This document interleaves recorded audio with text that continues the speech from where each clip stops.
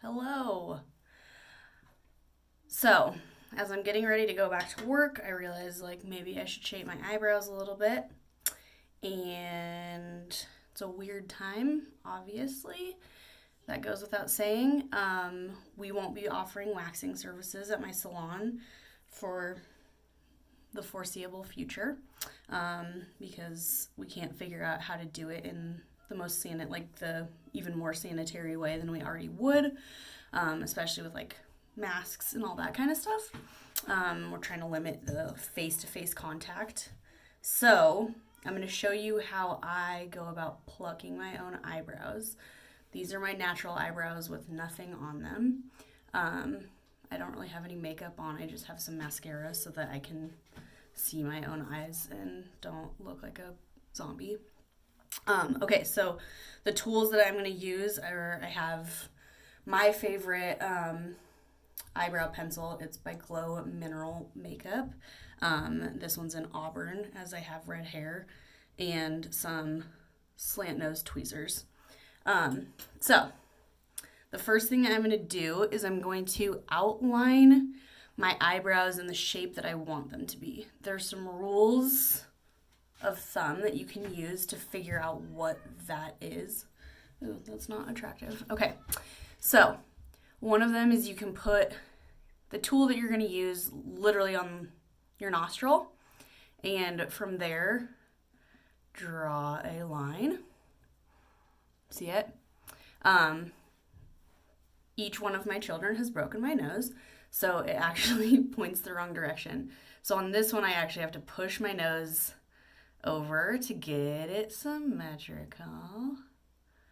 And there's the line on that one. Okay? So the next line that you're going to use is from the outside corner of your nostril to the outside corner of your eye.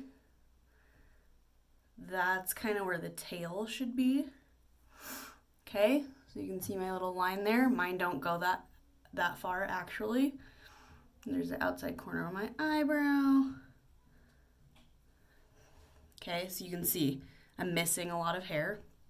And the other one is from that nostril point up through, if you're looking straight forward, where your pupil is. And that's where kind of the arch of your eyebrow should be. Okay, so you see my three little points.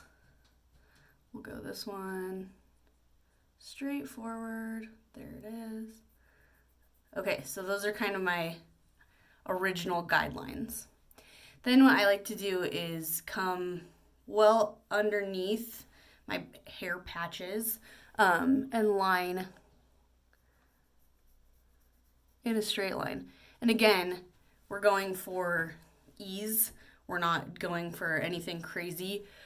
So follow the natural shape of your eyebrow, but go outside of where you want your hair to be, just in case. So I go straight up and then come straight down to that tail area.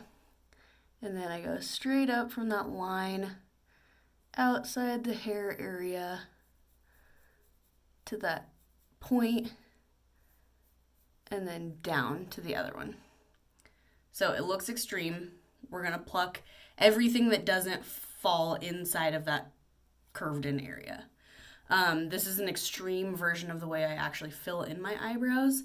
So I generally figure out where this point is, because again, you can see I don't have the hair there. And then I go in and fill the hairs in the direction that they grow. So on the top of my eyebrow, they actually grow down into my tail. Okay, so this eyebrow is weird.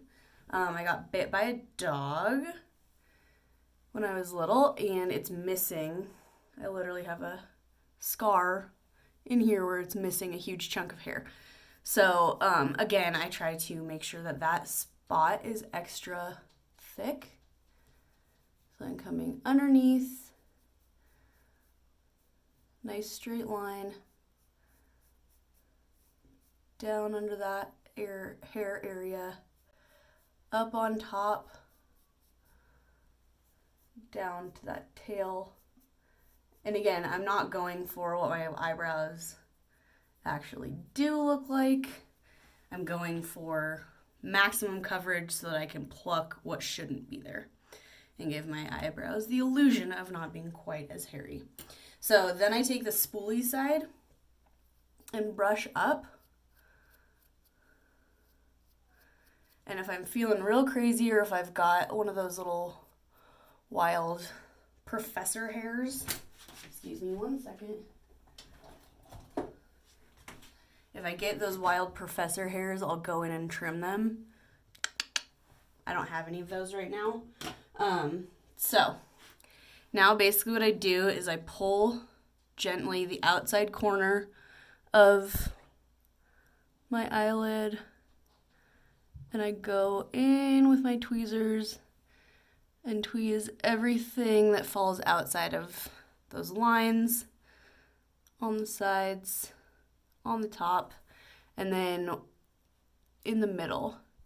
So I'm trying my hardest to get those eyebrows in the middle of my face to regrow so they look really silly because they don't exist so much. And again, my nostrils, my nose is not in the center. So when I draw these lines, when you take them away, they actually don't look symmetrical, whatever. This is just to get a general idea of where my hair should be and shouldn't be. And then you can see my little scar right there. So yeah, just coming in and pulling all those hairs that live outside the lines. I have to go in for a closer examination. Hold on. No, wait, I can do this here. So you can see, there's one, there's a guy. So that one's looking pretty good. There's one that lives right on the edge. There's a couple. And then the place where I generally have the most errant little fellas growing in are on the top, and again, right here in the middle.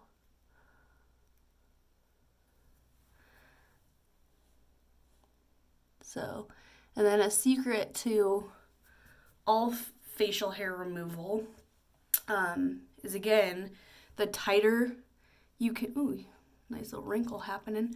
The tighter that you can make that skin, the less it hurts. The other things to consider before you decide to remove hair from your face or any other part of your body for that matter is where you're at in your menstrual cycle. If you are currently ovulating and or, so basically like so if the beginning of your cycle is your period, that week and the week where your follicle is making an egg, the hormones that are circulating around in your body to stimulate that follicle production actually grab onto hairs more intensely, and those hairs hurt more when you pull them out. So that goes with waxing. Whenever we're allowed to do that again, it'll hurt more. Ways to help that are, again, the tighter you can make the skin where you're pulling the hair out from, the less it will hurt. So you can see I'll stretch my skin and then pulling in the direction that in the same direction that the hair grows helps that a little bit too. So when you're waxing, you want to rip it off in the opposite direction. That's just so it adheres to the wax better. But I find when I'm tweezing that pulling it in the way that so the follicle is here, the hair is growing this direction, pulling it this way, the way that it's growing, feels less horrendous. Oh, there's one. So there we go. I feel like my eyebrows look a little better and ready to go back to work.